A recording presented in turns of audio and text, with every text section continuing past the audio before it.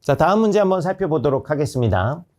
자, 가벨 사상가들의 입장. 자, 시민 불복종을 결심함에 있어서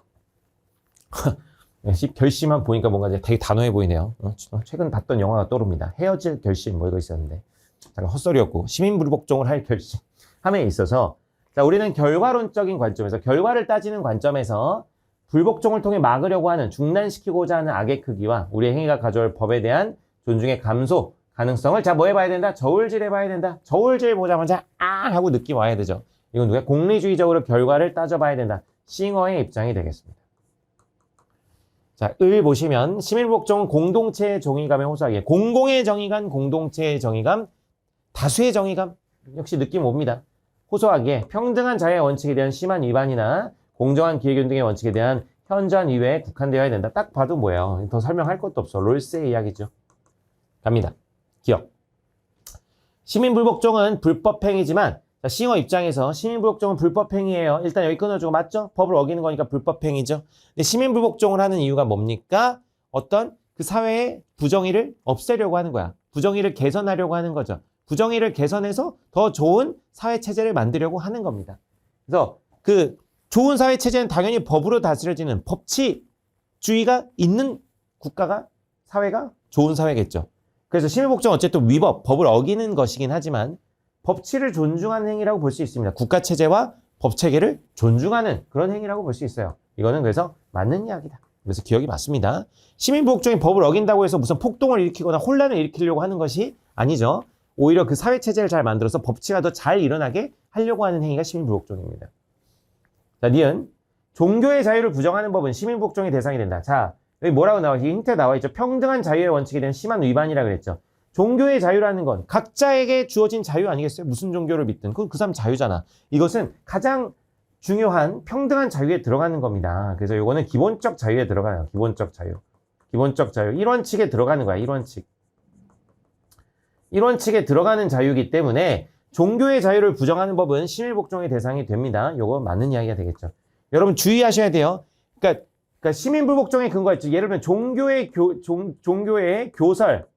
교설을 근거로 종교의 교설을 근거로 시민불복종을 할 수가 없습니다. 종교의 교설을 근거로 시민불복종을 할 수가 없지만 여기 나와 있지만 종교의 뭐는 종교의 자유를 근거로 하면은 종교의 자유를 침해하는 종교의 자유는 시민불복종의 근거가 될 수가 있습니다. 종교의 자유를 침해하는 것은 시민불복종의 근거가 될 수 있다. 이해되나요? 종교의 교리가 시민복종의 근거가 될 수는 없어요. 그건 공공의 정의가 상관이 없기 때문에. 근데 종교의 자유를 침해한다면 그것은 시민불복종의 근거가 될 수가 있죠.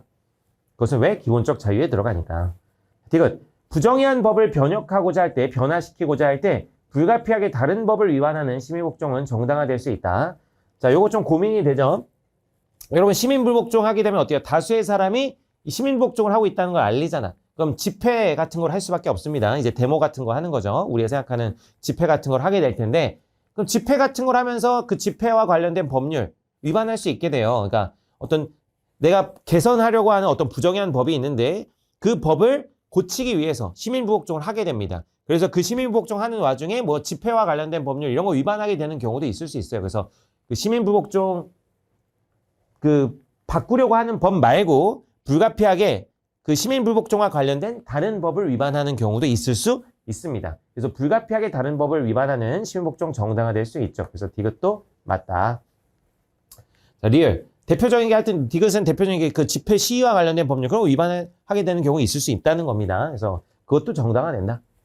리얼. 다수결 원칙에 따라 민주적으로 제정된 법은 시민복종 대상이 아니다 그랬는데 다수결 원칙에 따라서 민주주의 원칙에 따라서 예를 들면 국회에서 다수의 동의를 받아서 통과가 된 법이라고 하더라도 그것이 무슨 법일 수 있어요? 부정의한 법일 수 있어요. 그것이 롤스의 입장에서 보면은 정의의 원칙을 현저하게 침해하는 법이거나 이제 싱어 입장에서 그것이 사회 악영향을 가져오는 부정의한 법이거나 하면은 시민복종할 수 있습니다. 옛날에 뭡니까? 히틀러가 집권했을 때 독일에서 그 사람들의 자유를 짓밟는 수권법이란 걸 만들었는데 그거 나름의 어떤 국회에서 절차를 거친 정당한 법이었단 말이죠. 하지만 내용 자체가 민주적이지 않았기 때문에 그것은 정의의 원칙에 어긋나는 겁니다. 이 롤스나 싱어의 관점에서 본다면 그리고 싱어의 관점에서 봐도 마찬가지죠. 자, 그래서 꼭 다수결 원칙에 따랐다고 해서 그것이 정의롭다라고 단정할 수가 없다는 겁니다. 그래서 다수결 원칙에 따라 민주적으로 제정됐다고 하더라도 부정의한 법일 수 있기 때문에 심의복종의 대상이 될 수 있습니다. 그래서 그건 둘 다 그래서 동의하지 않죠. 그래서 정답은 기억, 니은, 디귿 4번이 되겠습니다.